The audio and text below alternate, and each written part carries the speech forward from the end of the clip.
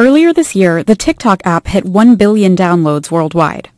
Just in the last month, Americans downloaded the app nearly 5 million times. But the application, which is mostly popular among teenagers, has now come under national review. Lawmakers in Washington are worried about how TikTok's Chinese-owned parent company will use personal data it collects from Americans. Do you feel comfortable with the Chinese Communist Party building a profile of your child? Do you feel comfortable with them knowing who they call, what text messages they send? Remember, the app can gain access to. The app, once it's opened and used, can gain access to phone book. It can gain access to other communications that's sent. TikTok maintains it is separate from parent company ByteDance. But many Americans remain wary both that China may be collecting information on U.S. teenagers and also that the app may be censoring content, such as video of the Hong Kong protests. I think that the U.S. staff probably believes that there's separation, but from a general sort of sense of how that company operates, I do feel that there's some direction from China, and I think that's of concern. Yet Danielson says the way Senator Hawley and others in Congress frame the argument is problematic. I do think that it has to do with this anti-China sentiment on Capitol Hill, and I do think that is it's become a political issue, and it's a convenient political issue to discuss right now.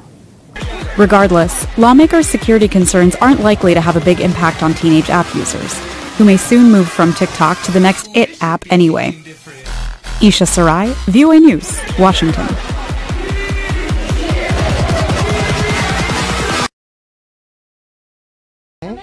This is Taz, an Australian shepherd who works at the University of Missouri Hospital. Hello. He gets a lot of attention, and he loves the attention. Taz is a therapy dog who provides comfort and emotional support. In addition to reducing blood pressure, dogs in hospitals seem to elevate patients' moods and may even reduce their perception of pain. I think sometimes patients feel isolated.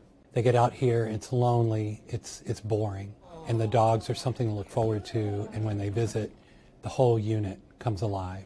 I was really excited because I haven't seen a dog in a really long time. It made me happy. I didn't think about my pain. I didn't think about what else was going to happen. Therapy dogs are in every unit at Johns Hopkins Hospital, including intensive care. But actual research about how they impact patients is lacking. Megan Hosey, a psychologist at Hopkins, has initiated a study to see if they improve patients' well-being. Hosey helped write an article for a medical journal on this topic nearly 2 years ago. Our review of previous literature found that patients who are in settings like hospitals, nursing homes, and psychiatric facilities have benefits from working with therapy animals that include improved mood, reductions in pain, improvements in heart rate and heart rate variability, and just general better engagement with their medical care. This patient wrote about Molly, the therapy dog who visited her the day we stopped by at the hospital. When I was rushed to the hospital last Thursday, my dog was so confused, cried for 7 days. Molly is Marlena Casey's dog. We went through training for about 3 years, both in classes and then alone by myself, and she passed her test in April. Casey says patients tell Molly things they haven't even told their nurses or doctors. Those big brown eyes seem to inspire an element of trust. Carol Pearson, VOA News, Washington.